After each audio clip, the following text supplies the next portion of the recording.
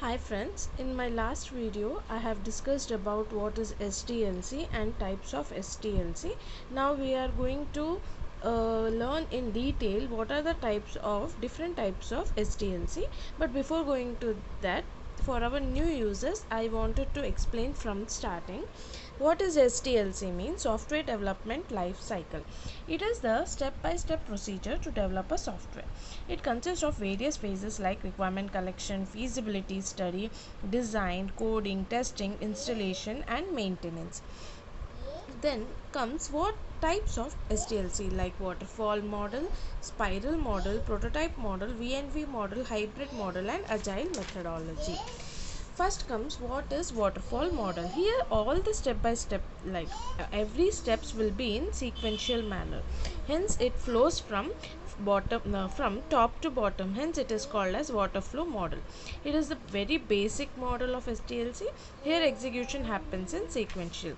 And what are the advantages, or when we are going to use waterfall model, is when there are life critical applications, machine critical application and small scale applications.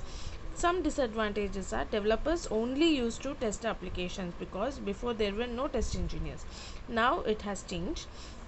But in waterfall model, these are the disadvantages. Requirement changes are not allowed, no parallel deliverables. Requirement review was not existing because it was a waterfall model. Water cannot flow from bottom to top. Except this, requirement changes are allowed in all the models. Now comes spiral model. Here development of applications are done module by module, hence they are delivered to the customer. Like after one module, another module used to develop, like it goes like spiral way. Like for example, email module by module means inbox, sent items, compose items, like that one module each time they used to develop and they used to hand over. Here only dependent modules used to be done. Like here we can deliver single dependency module, the module which are dependent on each other, like that. That kind of modules will be developed and handed over to the customers. Example, Gmail, like compose and inbox, because both are dependent on each other. Like compose is dependent on inbox and spam is dependent on drafts. And what are the advantages means, customer can use the application at the earliest stage, because very first stage only, when one module is developed, then that will be handed over to the customer. Flexible for changing the requirements, developer and test engineers will have more knowledge on application. When modules are dependent on each other, there we go for spiral mode. And some disadvantages are no parallel deliverables, no teams work together, and requirement review doesn't exist. Then comes prototype model. Here the stages are same, but only after checking whether it is feasible or not, whether it is doable project or not, then comes the prototype. Here prototype means it is a demo, like developing the prototype, testing the prototype, customer review, customer approval. It is a demo like model.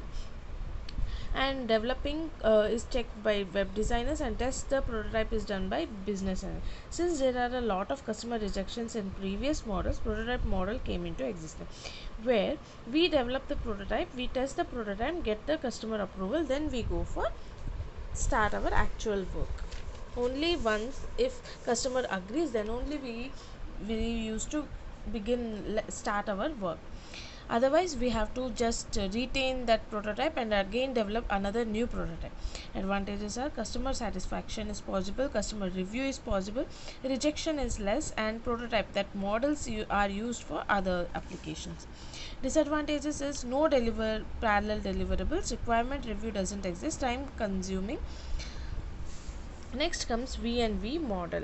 Here in this VNV model, it is in V-shape model, that is verification is done, and at one point again validation it goes up. Like customer requirement specification, system requirements, it is converted to system requirement by business analysts, and system to high level design by developers, high level to low level design by developers.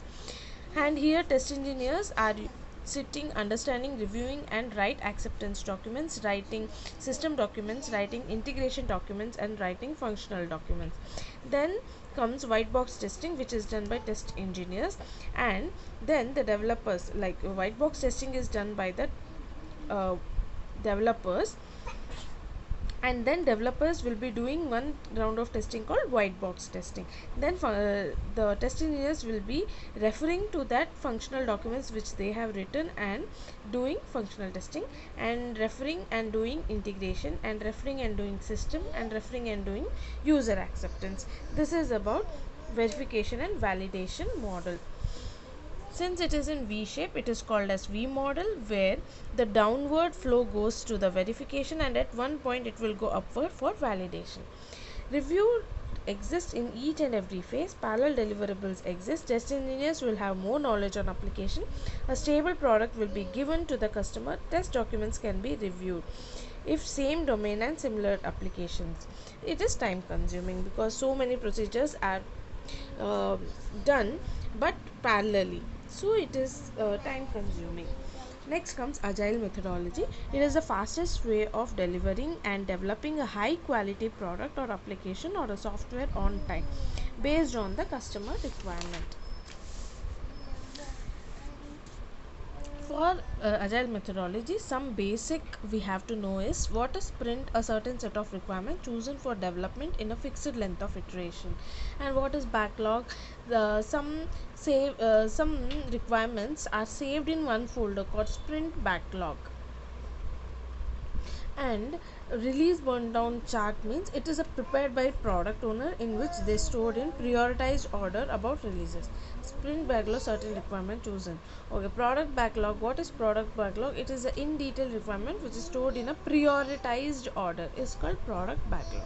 And time box, it is a span of time for one iteration. Here there are three different roles, that is product owner, scrum master, and scrum development team. Product owner is a stakeholder or a voice of a customer who prioritizes the requirements under product backlog. He is responsible for explaining the requirements to the scrum development team. And then scrum master is a person who is expert in agile and coaches the scrum team with all the agile skills and techniques. And scrum team, it is consists of product owner, scrum master, and scrum development team. Scrum development team, it is a team of 6 to 9 individuals who is really responsible for developing a high quality product, that is they do the actual development work.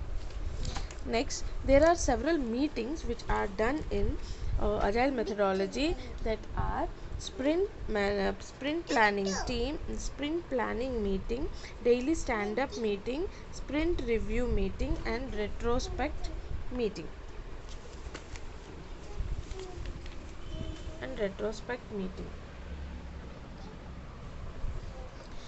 In sprint planning meeting, in this meeting, product owner explains about the requirement to the scrum development team, where the developer will understand the requirements based on the coding language, and web designers will understand based on their designing, and test engineers based on the application knowledge. Stand up meeting, in this scrum master, where it takes the update on daily work of individual members.